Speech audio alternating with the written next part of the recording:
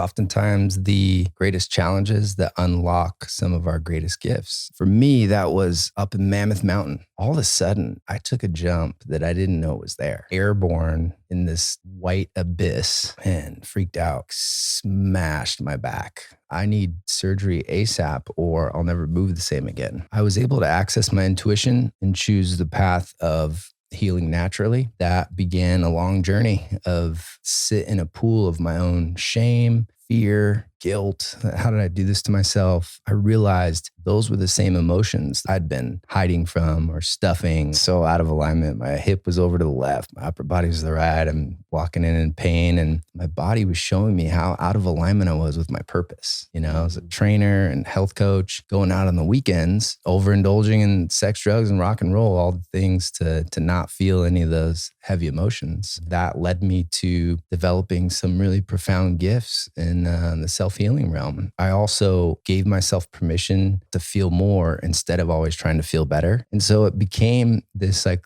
inspiration at the depths of loneliness that really inspired me to step into creator consciousness instead of always consuming when things got hard. I'd love for you to share what creator consciousness actually looked like for you. I found a way to gamify it and just make it so much more fun to create cool things and ideas instead of watching another episode of Netflix. That creator consciousness just snowball affects this long-term fulfillment path that we're on. And you can begin to use your emotions as a navigation system. And it becomes like, wow, yeah, this is my path of highest excitement. I'll choose this. Every time I get triggered and am dealing with something challenging, by taking it through this step-by-step process, I can identify the lessons and blessings and then let the rest go. And you can literally witness as this energy finally metabolizes in your system. And then a lot of dreams can come true really fast on the other end of that.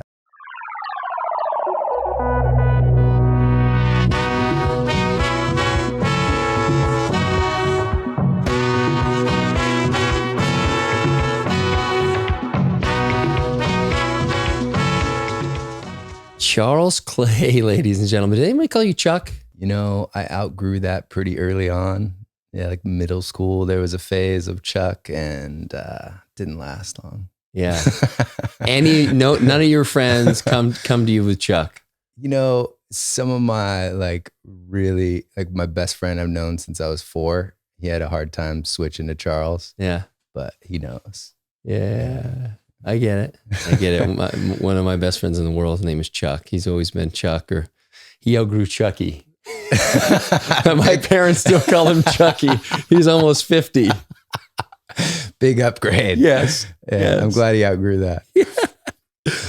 So we're gonna talk about a lot of different things today, particularly the work that you and I just did together.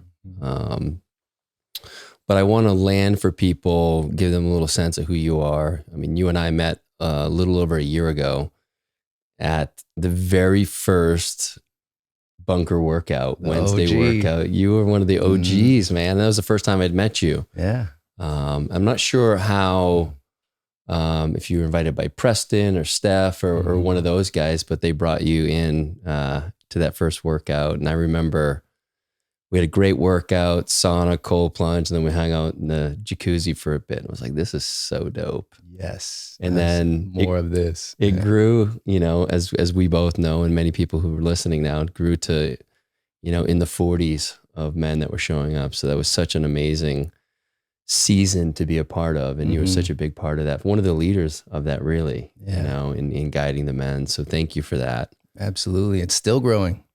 Empowered Brotherhood. I know. It's like 80 deep showing up for the workouts now at the park. And, so now they're on Thursdays instead of Wednesdays. And for a bit they were on it, and then the Zilker Park space seems like it serves the group really well. Absolutely. Yeah. Parking's a little easier there than it is over here, I'm guessing. Yeah. I miss the workouts here at the bunker though, man. I know. It's good stuff. Special season for sure. You know, I think, you know, when I think about you, I think of a lot of things, but probably the thing that is most prominent for me is a concept, an archetype, whatever you want to call it, that is deeply resonant with me. And it's the wounded healer. You, I mean, you're such a bright light, and we'll get into this. Will shine through the entire episode. I know that, but your, the way you show up in the world is really special. And I recognize that the very first moment we met here. Like, this dude's different. I like him. More of him, please. You know, I believe you just moved from Encinitas. Yeah. Is that right? Yeah. Well, the Bay, we did a chapter San Diego, 15 years, a couple years in Encinitas, then the Bay for a chapter before we moved here. Okay. Yeah. Yeah. But specifically, you know, you're one of these men who does see these challenges and hardships and these potential obstacles that we're faced with as opportunities. And as you like to say, they're lessons and blessings for our own learning. And you took what was a catastrophic injury that I would love for you to share about, and took that into the work you're doing right now, which is so important, which I just got to experience just a little bit of it, which was really just so simple, but really profound for me. So thank you for that. But I would love for you to share in any way that feels right. Yeah, absolutely. I mean, it's oftentimes the greatest challenges that unlock some of our greatest gifts. And so that was definitely the case for me. You know, I feel like the universe gives you a little feather nudge of like, hey, you're a little out of alignment here. Might want to make a shift. And, you know, Charles 1.0, I didn't pay attention to that. Nope. And then it's like a brick getting hit in the head, right? Where it's, you know, a nasty hangover or dealing with some consequences of bad decisions. And then, and that inspired some change, but it wasn't lasting change. You know, it was like kind of fell back into my old patterns, which I'm sure a lot of people can relate to. And then it's like, then you get hit by like a Mack truck equivalent of really having to shift things in your life. And it's, for me, that was up in Mammoth Mountain, 2008. I was with two buddies and it was a full-on blizzard.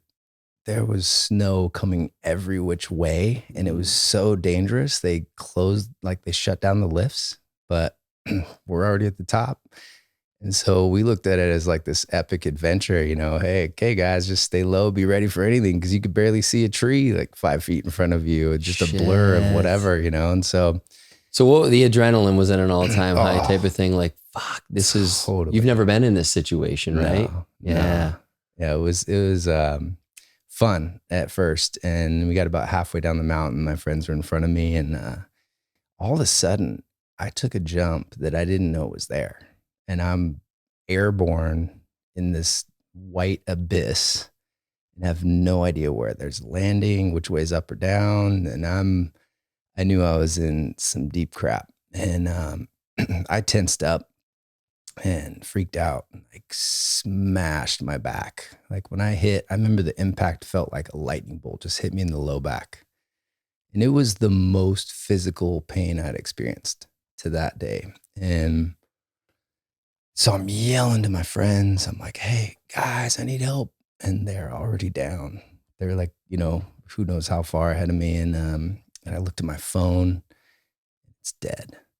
And so here I am on this mountain freezing and I can barely move. And I'm in so much pain. And I'm just sitting here trying to breathe through it. And literally those moments, like we just channel like it. Inner Spartan warrior, you know, and I had to click my board off and sit on it to slide down as far as I could until I had to keel over and take some breaths into the pain and just kept doing that eventually till I finally made it down the mountain. How long if you had to guess, how long did that take you to do? Over an hour.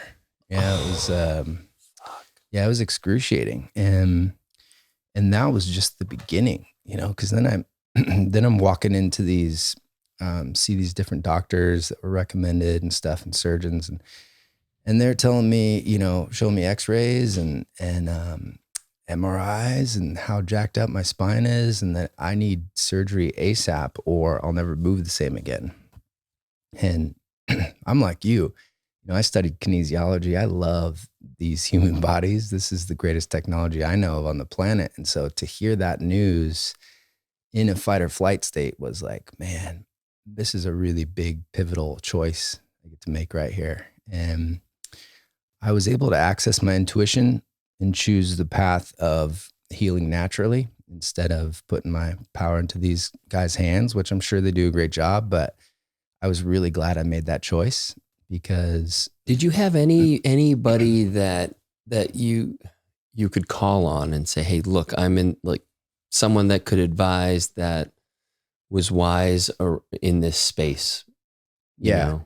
yeah, I talked to all my friends that are, that I felt intuitively I need to call and let them know what I'm going through and stuff. And they're like, yeah, make sure you get a second and third opinion and all the things. And so luckily I was able to access my intuition even in a state of fight or flight, and just made a promise to myself that I would find a way to heal this naturally instead of going under the knife. And that began a long journey of, I could barely even crawl to the bathroom, let alone get to work or anything. So I had to sit in a pool of my own shame, fear, guilt. How did I do this to myself? And all these things that I realized those were the same emotions that I'd been hiding from or stuffing or just not having the courage to go to the depths The of. feathers beforehand. Yep, exactly. And so, I let the tears fall, and in that, it gave me a new sense of clarity, and I was able to set an intention for a meditation to receiving all the answers to healing this naturally. And during that meditation, a friend of mine I hadn't talked to in over 2 years just reached out to me via text and said, I heard your back's pretty messed up. Check out neurokinetic therapy, NKT. This is the work of David Weinstock. And it took me down this epic rabbit hole to help connect so many dots for me with my background. And, it wasn't long before I got a session with one of his top students in San Diego, where I was at the time. And I was blown away by what happened when I walked in. I looked like just Shakira stuck in a mid-hip dance move, man. I was like so out of alignment. My hip was over to the left. My upper body was to the right. I'm walking in pain. And that was representative. My body was showing me how out of alignment I was with my purpose. As a trainer and health coach, going out on the weekends, overindulging in sex, drugs, and rock and roll, all the things to not feel any of those heavy emotions. And so that cracked me open, and I got on the table, and similar to the work we did, she, tested some muscle groups, tested my glutes, and they weren't firing. I was like, what do you mean my glutes aren't firing? I have huge glutes. And she's like, yep, all form, no function. She had a good sense of humor too. And so she had me clench my jaw and retested the glutes. And all of a sudden they were firing for that moment. And so that showed us, my body just showed us that my jaw was overcompensating for the glutes. There was a neurological traffic jam. And so she released the jaw, which was super painful. And all of a sudden, glutes are back online. And we did that for a couple other muscle groups that we found that were offline. And all of a sudden, I got off the table and I was like in alignment again. I felt like 90% better in one session. And I was blown away, and I started dancing. I gave her a big hug. I was like, I need to learn this. This is my path. And so this huge epiphany, that led me to developing some really profound gifts in the self-healing realm. And so I began my own practice, and alongside with my training at the time, business, and got to help a lot of other people that were considering surgery and get to the root cause and, find what was out of balance in their system and recalibrate that. When you get to the source of where that pain's coming from, then we can learn some of the lessons and blessings And then our body knows how to come back into alignment when we make those shifts. And so, this was such a huge, story from pain to purpose for me, and help me develop so many of these gifts that, kept kept evolving from there. Because once we address the physiological issues with NKT, then there's oftentimes these emotional issues and some metaphysical issues at hand too, that if weren't addressed, then they'd fall back into their old patterns, right? Body would still show up as pain. So this helped me really develop a different relationship with pain, and just recognizing, it's much like our cars. How long do you drive with the check engine light on before you need to make a change and get a service, right? And so, and it's funny how most people are pretty diligent about that, because they want to avoid a major breakdown. But when it comes to our bodies, it's like we're really quick to take pills or to drink it away, or, numb it, or go to the fridge and stuff it with something or anything to not feel it. And so that is like putting a block to the check engine light. The pain is an important message from the body that something needs to change. And so that helped me like redefine my relationship with that. And in doing that, I also gave myself permission to, instead of always trying to feel better, I was like Captain Positivity and like always find the good side of things. And that was helpful and, was beneficial, but it also like didn't let me go to the depths of some of the heavier emotions like grief and so by doing that, allowing myself to feel more instead of always trying to feel better, just opened up a plethora of gifts for me. That's a huge piece, because I think, positivity and it always showing up. I mean, we know, and I'm not saying this in your particular case, but I know people in my life that always show up with not a care in the world, no problems, always in that seemingly good spirit, but you can just tell there's something deep with, like, we've all got shit. Sure. And so I think being able to see the difference in that, to feel those heavy emotions, and I'd love to learn more about the challenges of that as you started to shift from, always wanted to be, a light in the room versus where you are now, truly being a light just by being and honoring all of it. I was definitely back then spiritually bypassing, a lot of that, Explain that for people who aren't really familiar with the term, like, but maybe do it. Good vibes only, like just focus on the good, right? Yeah. Which is helpful to a degree, but I feel like as a soul, we've come into these human bodies, these sensory suits, and we're here to feel the full spectrum of emotions. This is the land of contrast. And so that's where there's the most epic learning. We get to see the light and the dark, the good, the bad, the pain, the pleasure. And so to negate or just overlook the hard stuff, or, we're the meaning makers of it. So we decide whether it's good or bad, but to just bypass that, then you're missing out on a lot. Like, it's almost like staying stuck in a certain degree or capacity for the good emotions.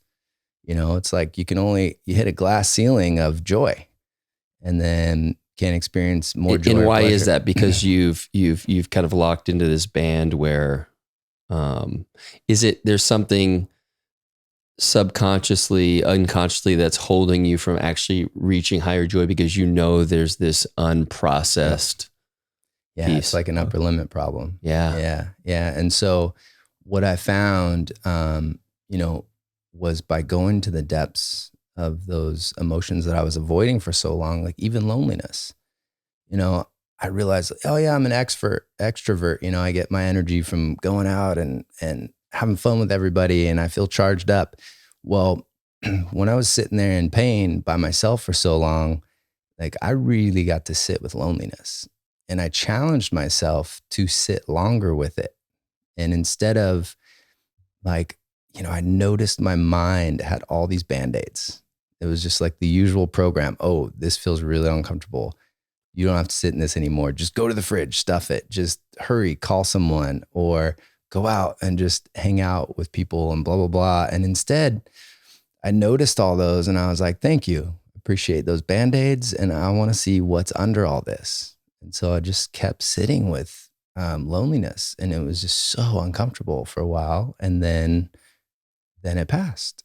And then it was like, whoa, I've never gone this low into this gold mine of inspiration that was at the bottom of that, realizing that, wow, I'm finally taking time to myself.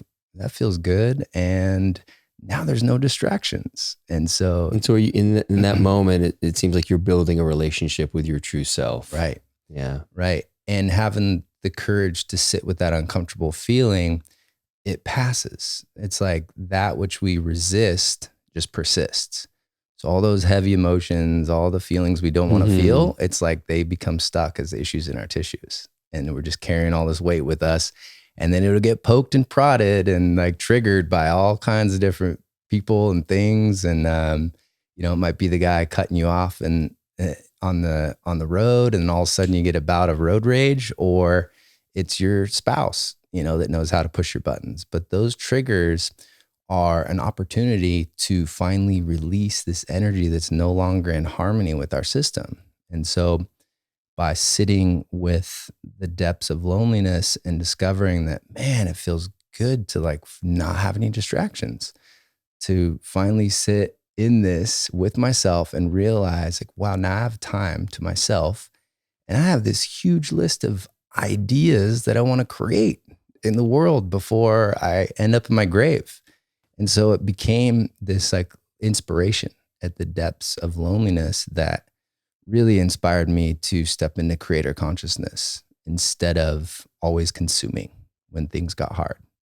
And that was a game changer for me. That was a huge shift for me. So I'd love for you to share what creator consciousness actually looked like for you. Yeah. Yeah. So noticing that I have all these ideas and all these things I want to do before I die. But instead of doing them, it was so much easier to just go out and have a drink with the guys, or watch another episode of Netflix, or look on Google for another hour, right? Consuming information, food, alcohol, all the things. And so that just masks these issues in our tissues, and it's just numbing it out temporarily. And so by stepping in, creating space and time to actually start creating, one of the inspirations was the beginning of the pandemic. I created a program called the laser focus method. And this is literally what helps people step into that creator consciousness. And then when you do that, you're on this path of long-term fulfillment. It might be playing guitar. It might be, creating a movie or video. It might be getting on stage and sharing your message, or even something smaller. But when you take steps in that direction, there's this feeling of this deep fulfillment that comes, and this excitement and joy. And that superseded any level of joy that I'd experienced to that point. And that's what I meant by that, like capacity, that glass ceiling I just broke through because I was willing to go to the depths of that uncomfortable feeling. So it opens up more joy, more pleasure, more bliss in alignment with sharing some of these gifts that I came here to share. And when we try to hold on to those gifts, man, it gets so uncomfortable. It's like hard to bear. And so I just went all in. I was like, yeah, I have fears of, are people going to like this? Is it, am I going to get rejected? And all these fears that I realized were just like microscopic fears compared to my biggest fear, which was deathbed regrets. Someday being on my deathbed going like, did I do it all? Did I have as much fun as I could in this life? Did I get to share all my ideas, all the messages in my heart, and like really touch the people that mean the most to me in this life? And I'm going to make sure that's a funk yes, when I get to that point. And so that's what inspires me to just keep creating. And then in doing that, it's like I found a way to gamify it and just make it so much more fun to create cool things and ideas instead of watching another episode of Netflix. And what that does is just that creator consciousness just snowball affects this long-term fulfillment path that we're on. And you can begin to use your emotions as a navigation system. And it becomes like, wow, yeah, this is my path of highest excitement. I'll choose this, and then, launching the laser focus method, took an amazing group of individuals through that and got to witness them like get to share their gifts and create more. And then what happens is you don't have the same magnetism to the old addictions, to the alcohol, to the cannabis, to all the things that I was reaching for, to the information overload.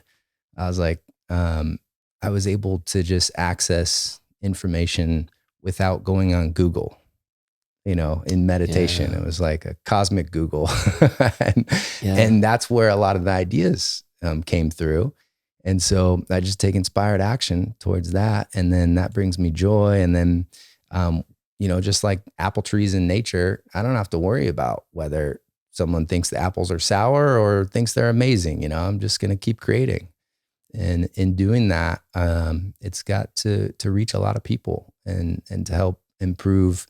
And the beauty of that is that, something like the laser focus method helps others really take those steps and eliminate a lot of the distractions to create some and share some of their gifts.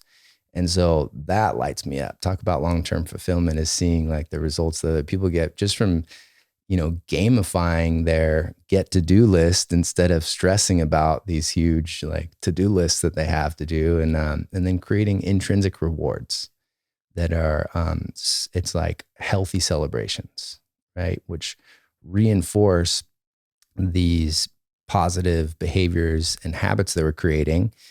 And in doing that, you're literally tapping into your own pharmacy. A healthy celebration could even be like a Epsom salt bath, after creating a section of my newest program, cool. Now I get a reward, right? And the reward doesn't have to be like, go out and have a shot of tequila kind of thing, which is great too. And there's nothing wrong with that. But this way, I was able to access those feel good hormones and neurotransmitter, that feel good state without needing those things externally. And so I knew I was onto something. And that's why I was so inspired to share that with others. And now it's an online program that helps a lot of people while I'm sleeping to share their gifts. And so that's it. It's not necessarily a cohort. It's self-paced, the laser focus method. Right. Okay, great. And what's it kind of tangibly look like? I sign up for it and this is 2 hour-and-a-half videos.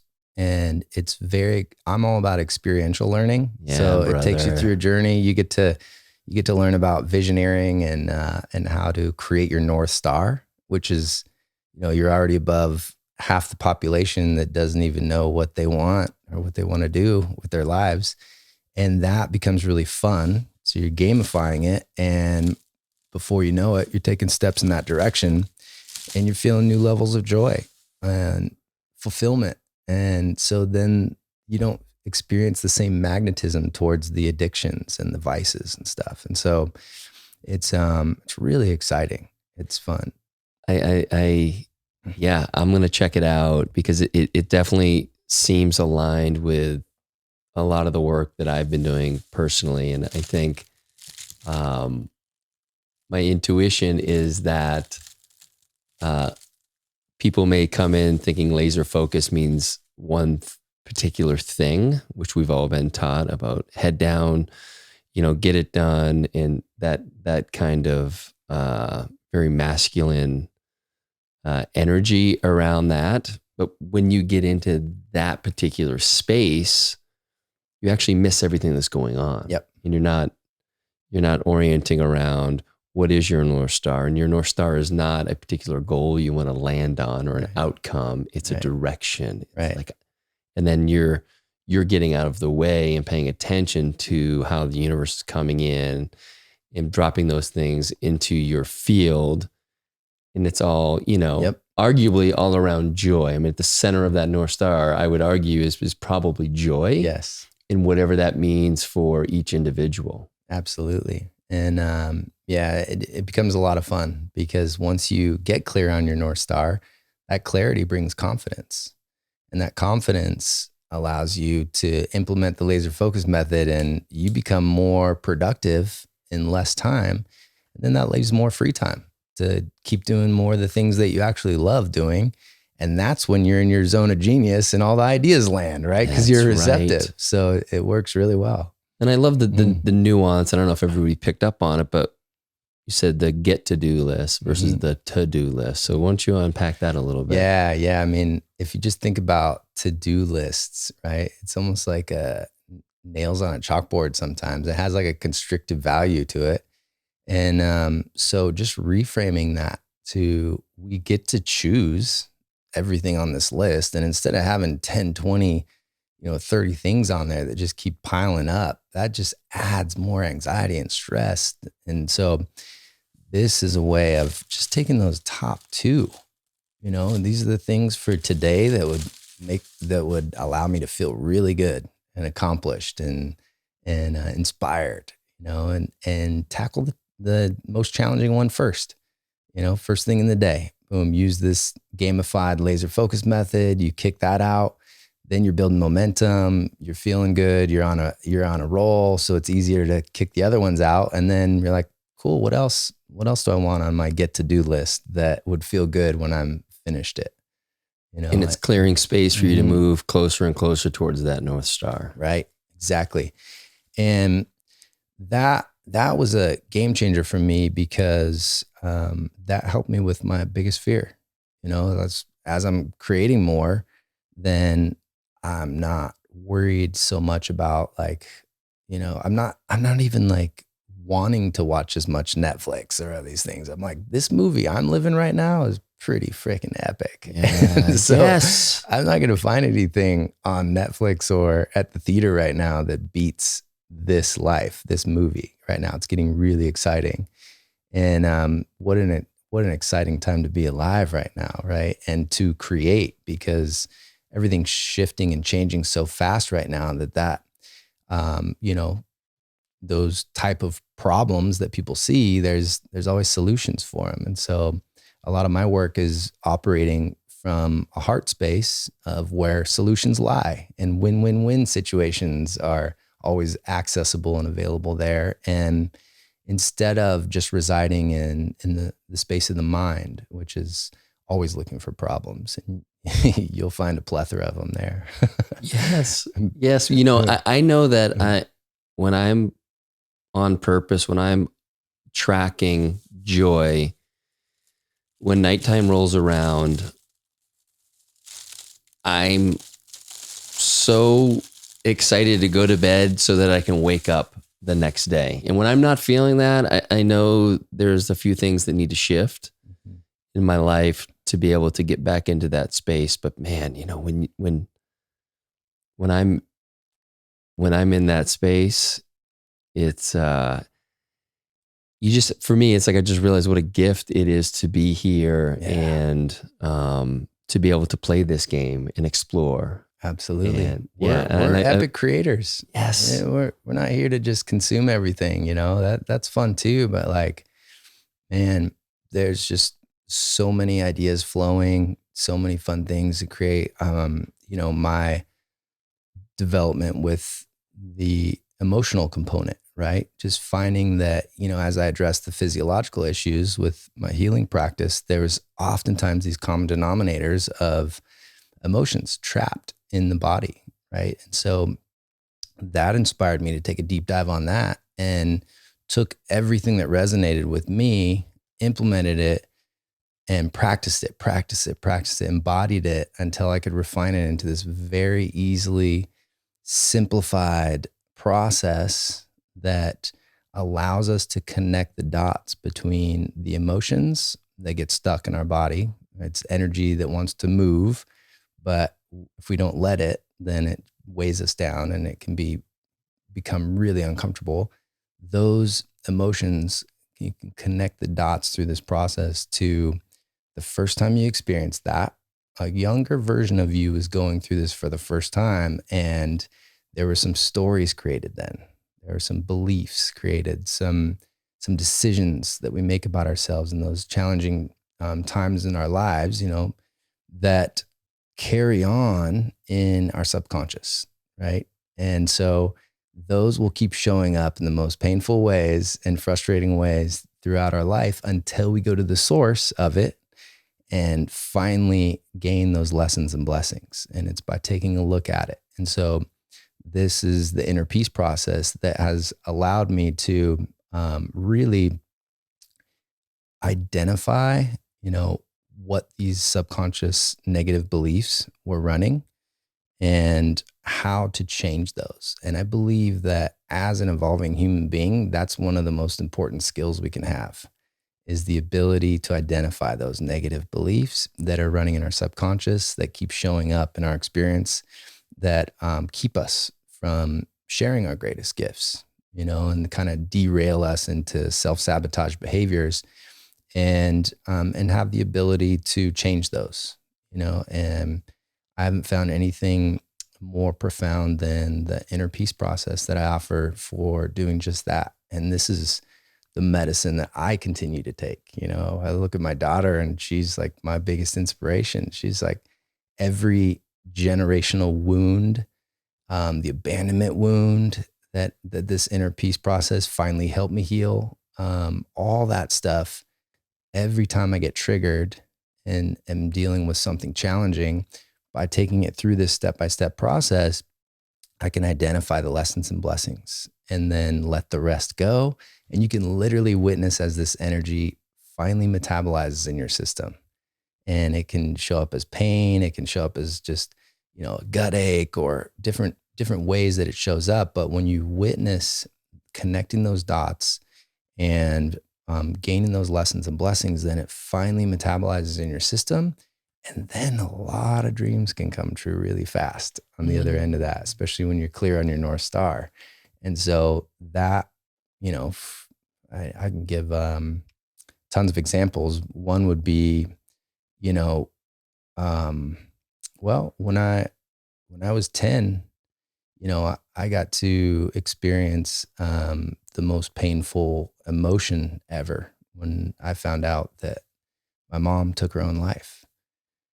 And so that began my abandonment wound. It was like the woman I loved the most, she chose to leave this experience. And I had so many questions and didn't know how to deal with grief, didn't know how to deal with anger.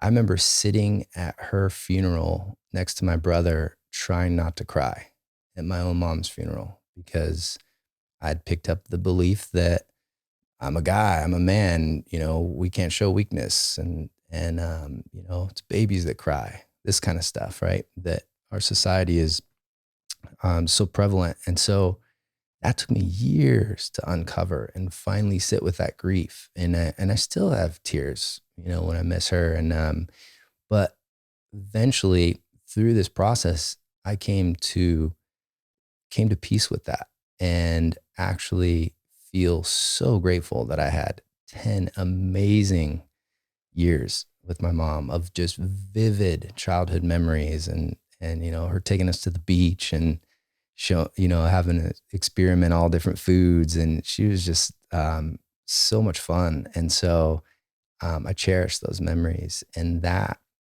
losing someone that I love that close really allowed me to shift my perspective, being that close to death, and really fully live life.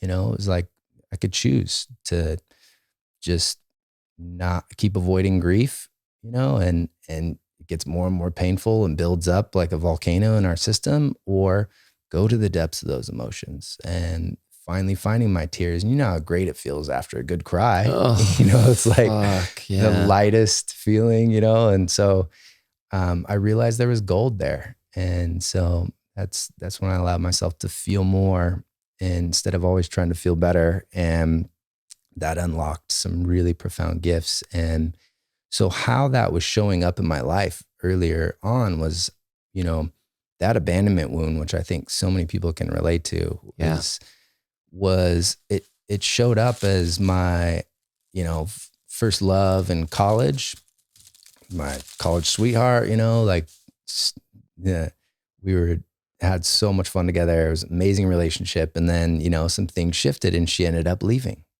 And then again, fast forward, I'm in San Diego on my 30th birthday, found my girlfriend at that time, the new love of my life. And it wasn't long before she left me. And so this pattern kept showing up and it ended in heartbreak. And so when I finally took it through this inner peace process, I realized, man, my little 10-year-old had decided that love always has to equal pain and that I'm not worthy of keeping my lover around.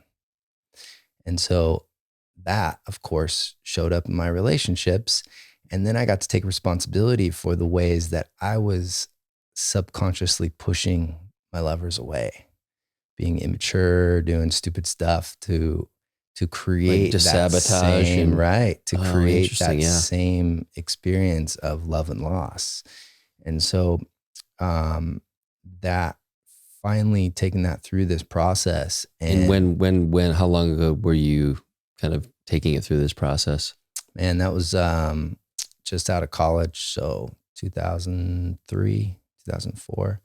And so that then allowed me to finally go to the source of that wound and get to reparent my 10-year-old. Like first time I connected with him again, he was like, he didn't want it. He was pissed. Yeah. Well, explain to people who aren't familiar with the reparenting concept. Like, what does it practically look like? Right. So in a meditative state, the subconscious deals more with, visuals and shapes and symbols than it does with the logical mind, right? So you get into a relaxed state, and then through this process, connected the dots to the emotion, which was grief and sadness, right? And it was anger at first, and then underneath that was the sadness. And so I pinpointed, when have I felt this before? Oh, of course. Took me right to my 10-year-old getting that news about my mom and just feeling like I was getting hit in the stomach with a baseball bat over and over again, just trying to digest that. How could this happen? And so now, as an adult, I get to be there with him through that whole experience. And at first he felt abandoned. So he was like, looking at me, his future self going like, hey, you haven't been here for me either. And so I just kept showing up and kept checking in with him. And little by little, he was, feeling up to sharing and opening up this dialogue with the younger version of myself and holding space for him. Then we hug it out, we're sharing tears. And then I get to invite him. It's like, hey, you can stay here in this, or you can come with me and I'll show you everything we've created and done up till now. And it was like this, his eyes light up, it's like this adventure. Yeah, get me the hell out of this hell, And so, so then he's integrated in my heart, and he's in a safe space again. So really through this process, it's about providing love, support, and safety to those parts of us that need it most. There's just so many of us that have these wounded younger versions of us, and that's where the stories were created. And then they keep showing up in our experience until we go back to the source of it and get to write a new story. And so literally right after that, that process, I called in Brandolin, my queen. Wow. And I have never felt more safe, more seen in a relationship. And, you know, it didn't take me long to marry her and have our little sweetheart, Sophia. And a lot of dreams have come true really fast. Even moving here, getting a house and all these things that it's like all that's always available to us. It's just we first have to release the blocks in the way. And so once we do, it's kind of like you've been driving this nice Ferrari, but you've had the e-brake on the whole time, you know? And so you go to the source of it and release some of this wounding, and all of a sudden you're getting to really enjoy the ride.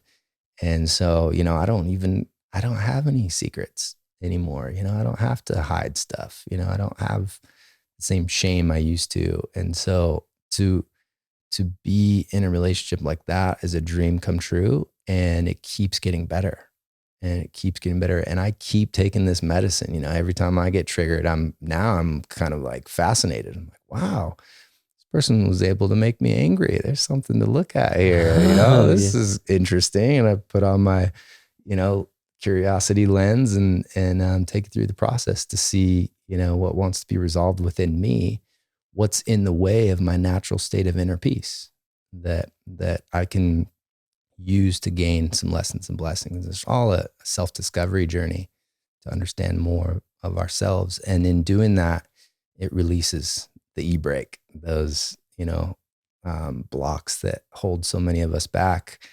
And so every time I look at Sophia, she's, you know, this is one less generational wound that she needs to carry forth, right? She's free of that now because I showed up for it and I'm doing the healing for it. And so that's one less pattern that she needs to carry on and suffer through. And that inspires me more than anything. Yeah, thanks for sharing that. Who were some of your teachers through this kind of learning this process and as you kind of have been on this path? Paramahansa Yogananda, actually. He connected with him deeply when I began deepening my meditation practice. And really funny, he kind of drew me into the Encinitas area. And I always wanted to live on the ocean, overlooking the ocean with a pool and all the cool stuff. And, you know, I named the price that I wanted to pay each month. It was like $1,500. And all my friends looked at me like, dude, you can't get a place on the beach for that price. Right. Like, I was like, that's what I'm thinking. I know that's, and so I just kept that vision, that North Star. And I also wanted it to be dog friendly because I wanted to eventually get a golden retriever at the time, you know, and so all these things. And a buddy of mine, there was one other guy that I would even consider as a roommate then that I reached out to and was like, hey, I'm about to go look at a place on the ocean. I don't know what your living situation is right now, but would you, you know, he's like, actually, I just got out of my lease and I don't have a place I don't know where I'm going to move next. I was like, come check it out. So we go look at this, and the guy Will shows us, he's like, here's the pool, here's the cliff overlooking the ocean, like all the things. I'm looking at my buddy like, dude, this is exactly how I wrote it up. And he goes, it's $3,000 a month. No. Split it, $1,500. And he goes, you guys are the first ones to apply and you're great. You guys want the place? And we're like, funk, yes, we'll take it. And he goes, great, come sign the lease and meet my dog, Ben, who's a golden retriever. And he lives right there, you know, across the street. And he said, oh, you like dogs? You can take them on a walk anytime you want.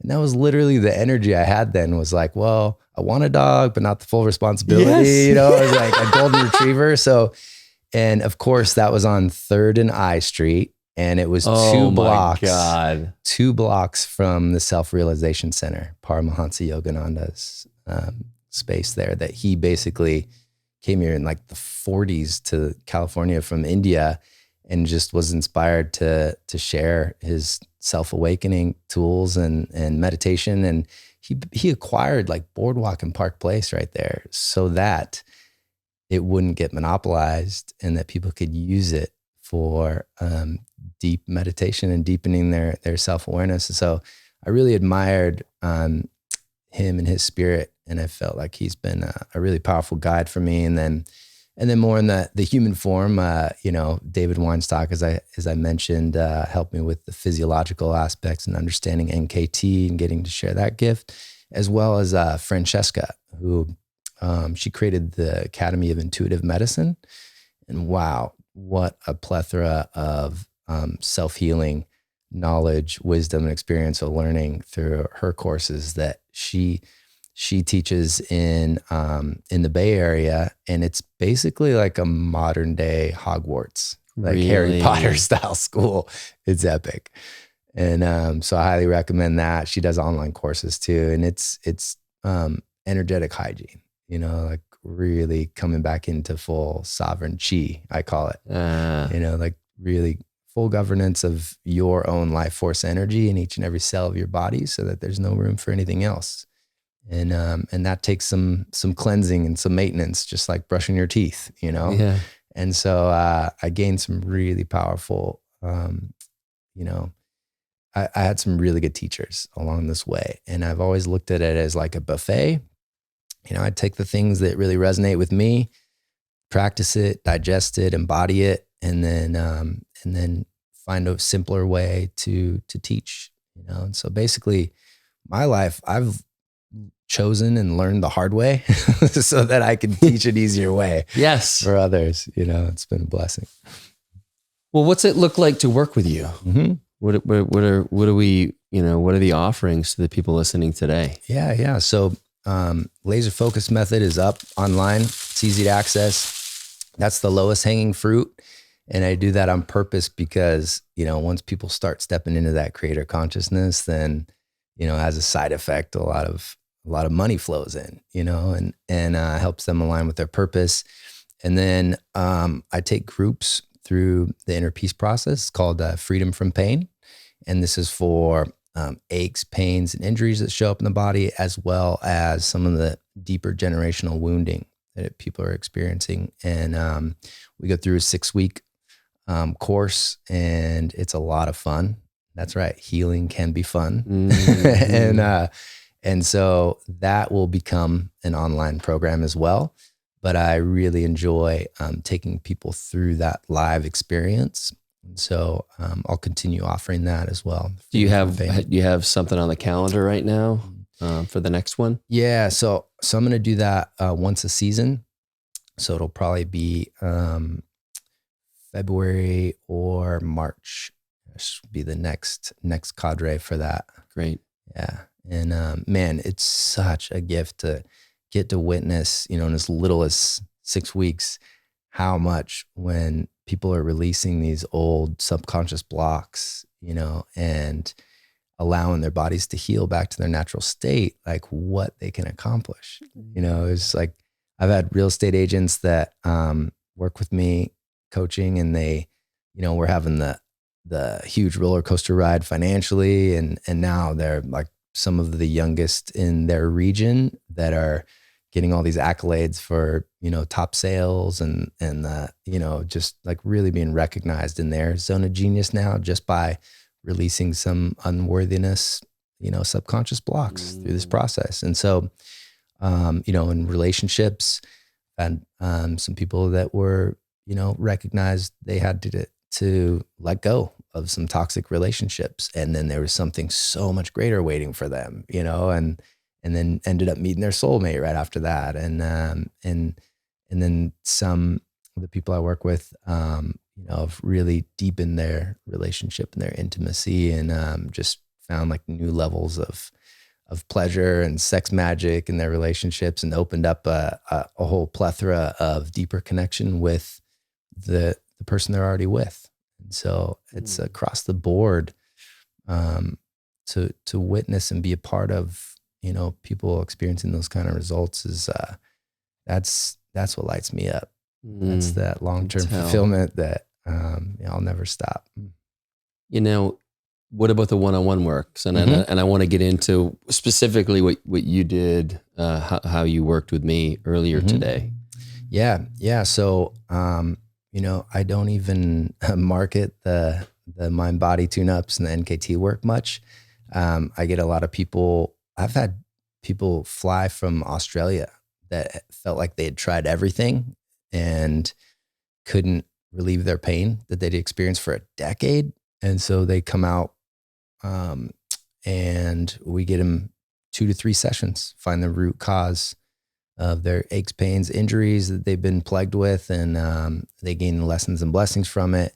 And they're walking off feeling like a new man, and then they go back to Australia. And so some people have flown out that just felt the call, the intuitive resonance that, this is what they need. So I try to keep space for that. I have, friends and local, as needed. I offer that. And I also do weekend immersion retreats that involve a whole plethora of all these tools and practices. And that's where I've witnessed the most transformation in a short time is weekend immersions and VIP retreats, which are a lot of fun. It's a game changer. That's probably some of my favorite work. And then I also have coaching clients that have worked with me for quite some time, one-on-one as well, virtual. Awesome. Any weekend immersions coming up? Yeah, we just did one. We did a couples retreat. Brandon, Lynn, and I, man, what a treat. It's really cool to get to work with the beautiful souls that show up for this work. And so that was at an epic tree house. Oh, I know the one you're talking about. Yeah. In Spicewood. Yeah. And you've been there. It's like a really cool retreat spot because it's nestled in nature, and it's our friends that design it and own the property there. And there's all these just incredible tree houses that they've built that are like with nature, and it's amazing to get to experience that too. So yeah, those there'll be more of those on the horizon as well. Great. So, and where can people find out about all of this? Yeah. So we're upgrading the website right now. It's charlesclay.coach. Super simple. Anyone that wants to reach out and connect, I love connecting. So Instagram's easy. You can find me on charlesclay.coach on Instagram. And feel free to shoot me a DM and let's connect.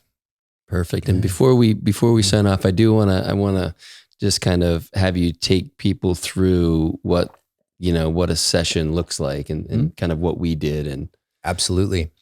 So we do assessment, obviously, to see where there's imbalances in the body, and that's a couple different movements, and then we drop into metaphysics, and this is some of the possible lessons and blessings, right? So like, if your shoulder is showing up as having an issue, and it's like, okay, where are you carrying the burdens in your life for maybe too much for yourself or for others? So this is just a way to deep dive into some of the things going on in your life that can show up in your body as a representation of your subconscious. And I let them marinate on that because it gives you some clues as to the lessons and blessings and a quick way to finding those. And then we dive into the emotional and the physiological aspects. And that's where we do the muscle testing, which is such a brilliant way of getting answers from the body. We just treat what we find. So, when muscles aren't firing properly, we find out what along the kinetic chain is blocking that, what's compensating for it. And then I show you how to reconnect that wiring circuitry so that you get off the table and feel like everything's firing on all cylinders and ready to rock and roll. Awesome. And I love the piece we did in the beginning with the reflexology. Yeah. So the body works from the inside out. So if we just turn on muscles that weren't firing, then send you on your way, but there's an underlying issues with the organs, it might be digestive or something compromised in the internal organ system, then oftentimes the muscles will shut off again because that needs to be addressed. And so that's why we started our session with that, because it's a self-reflexology tool that allows you to tap into the maps that are on our hands and our feet and our face. And you just do a little self-massage with a little ball, pretty high-tech piece of equipment. Huh? Yeah. And you find where those trigger points are, like the most tight, tense spot. And that's correlated to an organ system. So it could be the stomach, could be the kidneys. And then I share the information we know about those specific organs and the related emotions typically stored there, such as kidneys. Oftentimes it's fear. And so then I offer a practice, a little self-healing practice to release and open up those channels, those meridians, so that the energy can flow easily. And this is a great way to help with preventative care for disease as well, by really noticing when there's anything out of balance early on with the internal systems, and giving that the love, support, and safe environment that it needs, so that you don't have to deal with major breakdown down the road. So it's so much easier to just pay attention to the feathers, and the check engine light early on. Oh, if only it were that easy. Yeah. Well, beautiful. Thank you, brother. And yeah, I'm glad we're back here doing this, and Absolutely. it's great to have you on and to see you and to do some work with you finally. So truly an honor and a pleasure, my brother. Appreciate everything you're doing in the world. Yeah. you too, brother. Thank you. Mm-hmm.